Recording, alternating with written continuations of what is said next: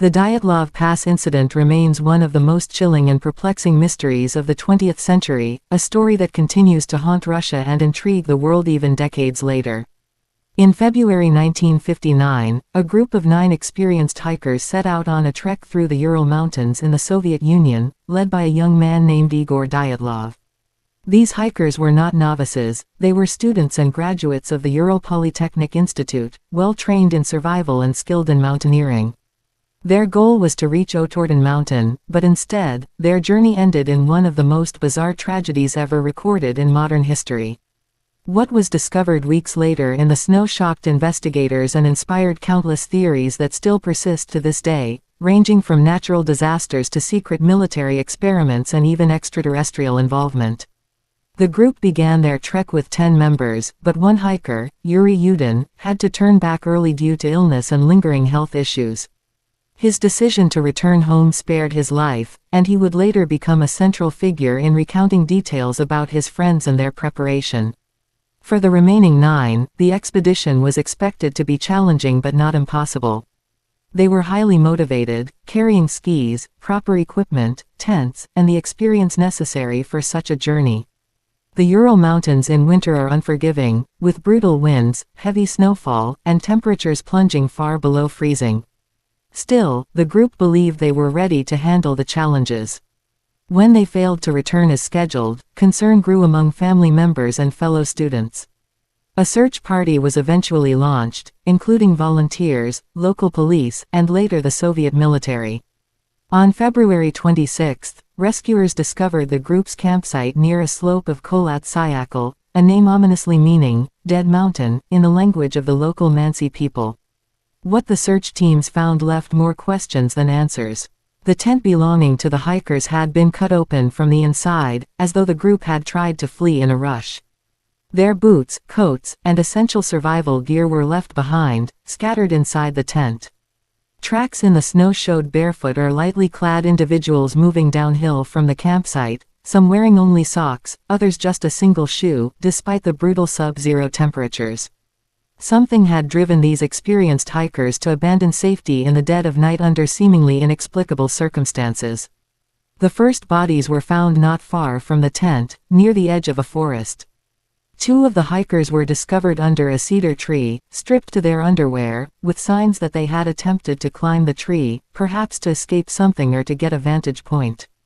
3 more bodies, including that of leader Igor Dyatlov, were found at various distances between the cedar tree and the tent, as though they had tried to return to the camp but collapsed along the way. These initial bodies showed signs of hypothermia but only minor injuries consistent with exposure. At this stage, investigators might have considered the deaths a tragic accident caused by disorientation, panic, and the freezing environment. However, the discovery of the remaining 4 bodies 2 months later deepened the mystery. These bodies were found in a ravine, partially buried under several feet of snow, and the condition of their remains defied conventional explanation.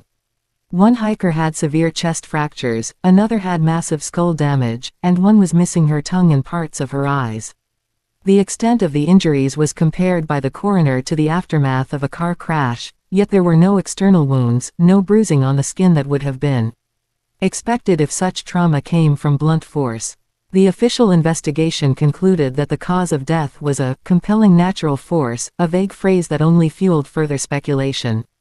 Theories about what happened at Dyatlov Pass began almost immediately and have not stopped since. One of the earliest and most widely discussed explanations was that an avalanche forced the group to flee the tent in a panic. The idea makes sense at first glance. The tent was pitched on a slope, and an avalanche could have buried them if they did not escape quickly. However, later investigations and terrain analysis showed that the slope was not steep enough for a major avalanche, and no signs of a snowslide were found at the site. Moreover, the tent remained partially standing, and the hikers' footprints were visible, which would likely have been obliterated by an avalanche. Another possibility raised was that the group had been attacked by local Mansi tribespeople, angered by the hikers trespassing on sacred land. But the Mansi were known to be peaceful, and there was no evidence of struggle or weapons at the site. The injuries were also inconsistent with human attack, lacking external wounds or cuts that would accompany beatings or weapons. Some researchers proposed that the hikers may have consumed hallucinogenic substances, possibly from contaminated food or exposure to naturally occurring gases, leading to confusion and irrational behavior. But no traces of drugs or alcohol were found in their system beyond a small amount of alcohol typical for hikers carrying flasks to keep warm. A more unsettling theory involves secret Soviet military experiments. During the Cold War, the Soviet Union conducted numerous classified projects in remote areas. Some suggest the hikers may have accidentally wandered into a testing zone for parachute mines, radiation experiments, or other weapons. Indeed, some of the victims' clothing was found to contain traces of radiation, though investigators later argued that this could have come from their work at the university, where they handled radioactive materials. Still, the combination of unexplained trauma and radiation fueled speculation that the Soviet government covered up the true cause of death.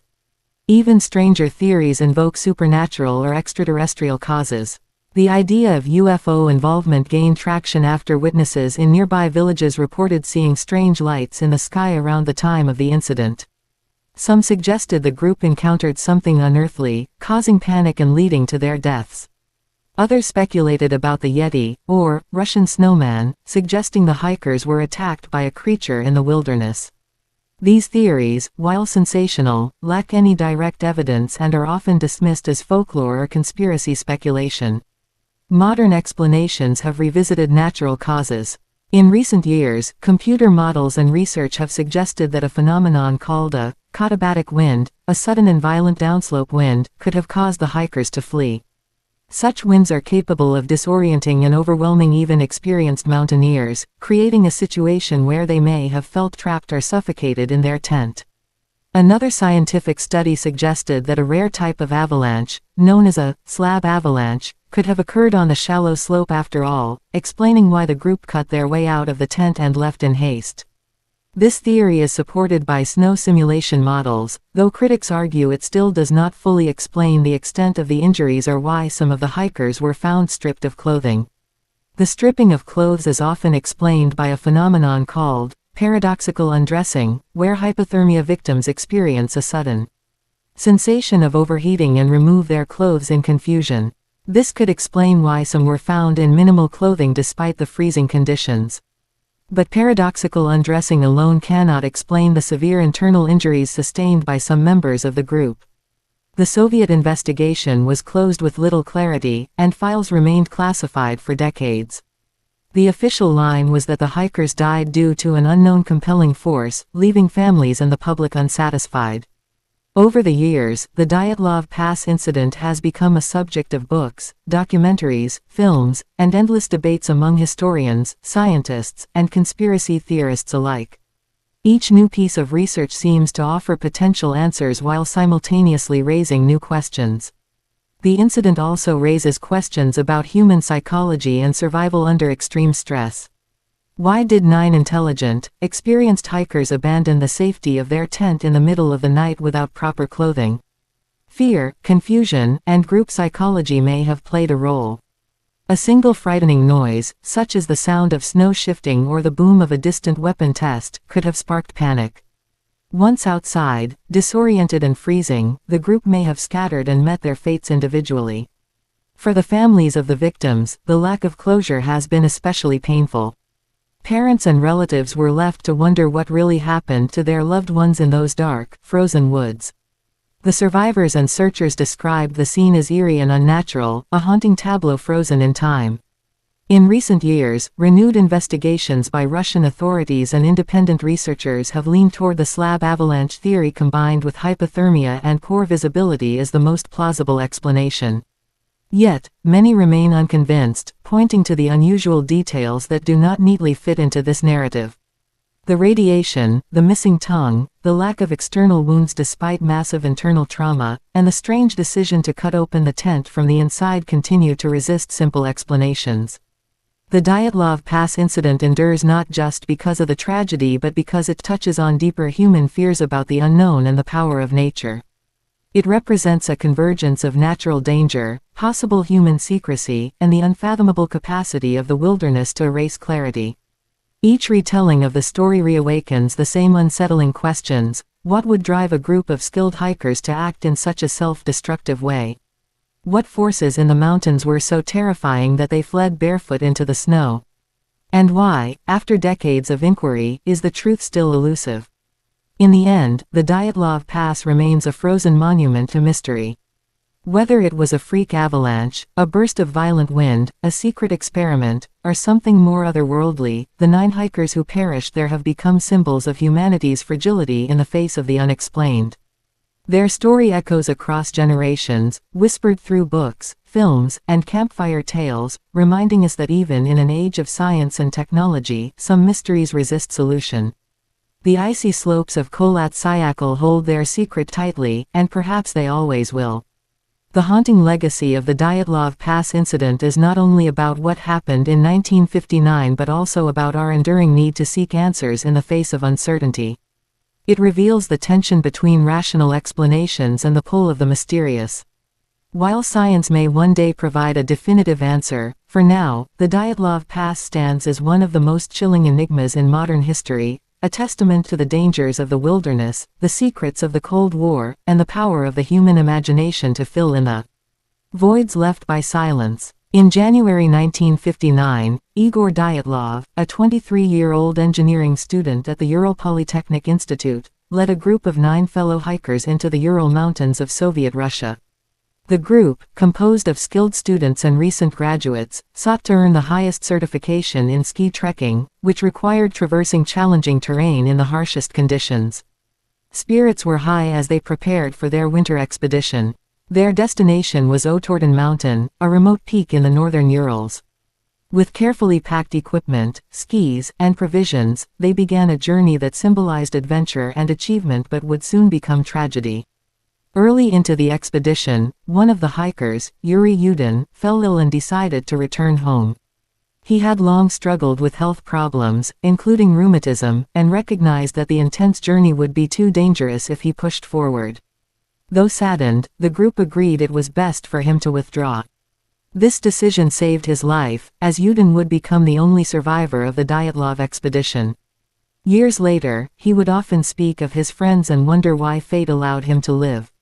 His memories and testimony about the group remain crucial to understanding their journey.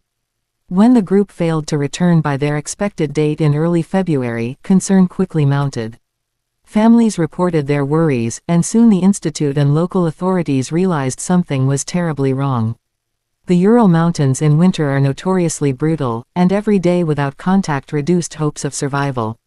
A search party was organized, first consisting of volunteers and fellow students, then joined by police and military personnel. By late February, searchers were scouring the snow-covered slopes, desperate for any sign of the missing hikers. What they found at Dyatlov Pass would shock and confuse investigators for decades. On February 26, searchers located the hikers' tent on the slope of Kholat Syakhl, known by locals as Dead Mountain. The scene immediately raised alarm. The tent had been cut open from the inside, as though the group had slashed their way out in a hurry. Inside lay personal belongings, boots, coats, even food, everything essential for survival. It appeared the hikers had fled suddenly, into the freezing night, without their protective gear. The tent was partially collapsed but not destroyed, further suggesting no avalanche had buried it.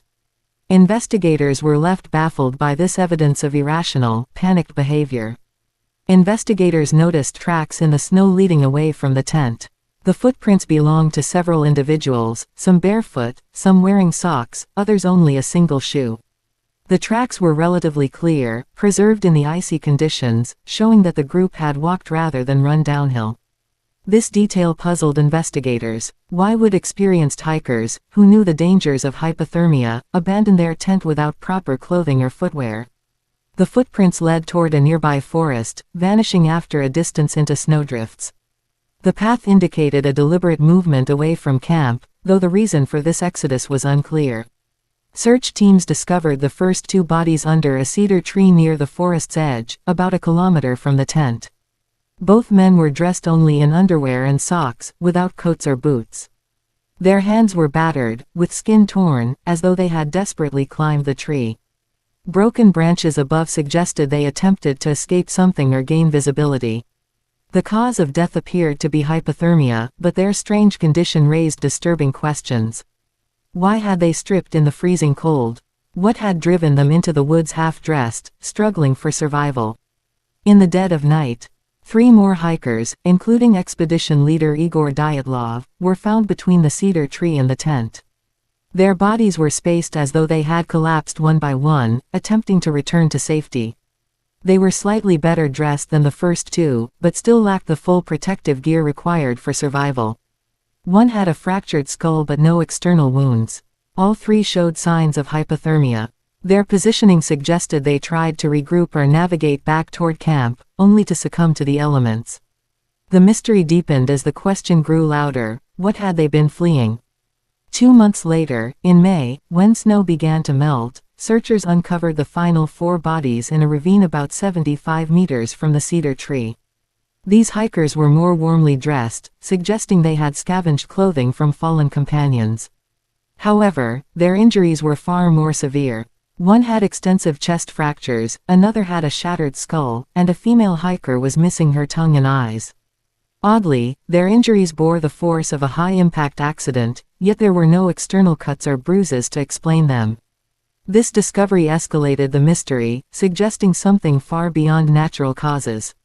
Tests later revealed that some of the hikers' clothing carried unusually high levels of radiation. This finding puzzled investigators, as there was no reason for contamination during a normal hiking trip. Some argued it could be explained by the students' prior work with radioactive materials at the university, yet others saw it as evidence of a larger cover-up. Radiation linked the deaths to potential military experiments or exposure to unknown technology. For families and conspiracy theorists, this detail only confirmed suspicions that the truth of the Dyatlov Pass incident was being deliberately concealed by Soviet authorities. Several villagers and geologists in the region reported strange glowing orbs in the sky around the time of the hikers' deaths. Witnesses described fireballs or unusual lights moving across the horizon. Some theorists connected these sightings to secret Soviet missile tests or atmospheric weapons experiments. Others speculated about UFO involvement, suggesting the hikers encountered something unearthly that night. The accounts of skylights, though anecdotal, added to the atmosphere of mystery surrounding the case. Whether natural phenomena, human technology, or something more otherworldly, these unexplained lights became an enduring part of the Dyatlov legend. From the beginning, an avalanche was proposed as a possible explanation. Investigators suggested that the hikers cut their way out of the tent after hearing snow shifting above, fearing burial. Fleeing into the night, they became disoriented and succumbed to hypothermia. In modern times, scientists using computer simulations argue a rare, slab avalanche may have been possible, triggered hours after the tent was pitched. However, critics note the slope was not steep enough, and no clear avalanche debris was found. The intact tent and preserved footprints further cast doubt on this theory, though it remains a leading explanation. The Cold War context has fueled suspicions that the hikers stumbled upon secret Soviet military tests. Some theorists suggest they encountered parachute mines or experimental weapons that produced terrifying shockwaves, causing internal injuries without external wounds. The radiation found on clothing bolsters this theory. Families and witnesses recalled Soviet officials quickly seizing evidence and limiting discussion. If the group accidentally witnessed something classified, a cover-up may have followed. Though lacking direct proof, the military theory resonates strongly, especially given the era's secrecy. For many, the Dyatlov Pass incident reflects the hidden dangers of Cold War experimentation. One puzzling aspect of the tragedy was the hikers' lack of clothing despite freezing conditions. Experts later explained a phenomenon known as paradoxical undressing, a stage of hypothermia where victims feel a sudden, false sensation of warmth and begin removing clothing. This behavior is documented in other cold weather deaths and may explain why some were found in underwear. Others appeared to have scavenged clothes from fallen friends in desperate attempts to survive.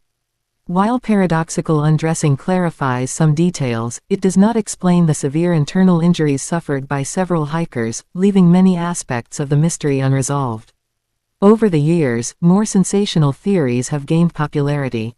Some enthusiasts suggest the hikers encountered extraterrestrials, frightened by mysterious lights in the sky. Others argue they were attacked by a yeti or an unknown creature in the mountains. Supporters point to the cedar tree climbing, missing body parts, and violent injuries as evidence of an assault. These theories, though captivating, lack credible evidence. They reflect human fascination with the supernatural and the need to explain the inexplicable. While unlikely, such possibilities remain a staple in popular retellings, ensuring the Dyatlov Pass remains a subject of myth and legend. The Soviet Union's handling of the case added layers of suspicion. The investigation was swiftly closed with a vague conclusion that the hikers died from an unknown compelling force. Families were given limited information, and files were classified for decades. Some evidence went missing, and access to the site was restricted for years. In an era of Cold War paranoia, secrecy was standard practice, but it left lasting wounds on grieving relatives. The lack of transparency fueled speculation, conspiracy theories, and mistrust. To this day, many believe the government knew more than it revealed about the tragedy. In recent years, scientists have revisited the Dyatlov mystery with advanced tools.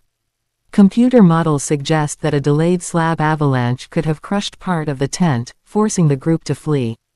Others propose katabatic winds, sudden violent gusts that disorient and overwhelm hikers. Researchers argue these natural explanations align with evidence of trauma and panic. However, critics note gaps remain. Why were there no avalanche signs, and why were injuries so extreme without external wounds? Modern science offers rational possibilities, yet the debate endures, as nature alone still struggles to account for all the unusual details. Another theory centers on the psychology of fear and group behavior under stress.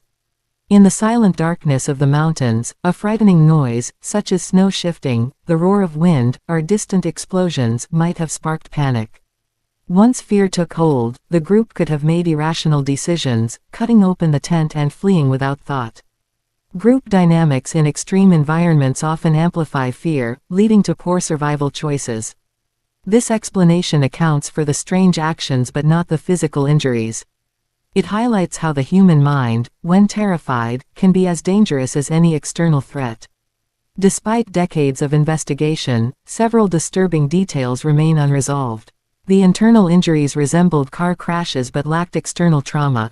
The missing tongue and eyes of one victim cannot be fully explained by natural causes, though some argue animals scavenged the remains. Radiation on clothing, too, lingers as an unexplained anomaly. If natural forces caused the deaths, why did experienced hikers respond in such a reckless way? Each explanation resolves some aspects, but leaves others unanswered. These lingering mysteries ensure the Dyatlov Pass incident continues to resist neat conclusions, keeping the case alive in public imagination. For the families of the victims, the Dyatlov Pass tragedy was more than a mystery, it was an open wound. Parents and relatives struggled with grief compounded by government silence and conflicting reports. Funerals were shadowed by unanswered questions, and loved ones could only speculate about the final hours of their children and friends. Survivors like Yuri Yudin lived with survivors' guilt, haunted by what happened. The secrecy and lack of closure only deepened the pain, leaving scars across generations. For many, the truth mattered less than acknowledgement, yet even that was denied in Soviet Russia. The Dyatlov Pass incident endures as one of the world's greatest unsolved mysteries. More than 60 years later, it continues to inspire documentaries, books, films, and endless debate.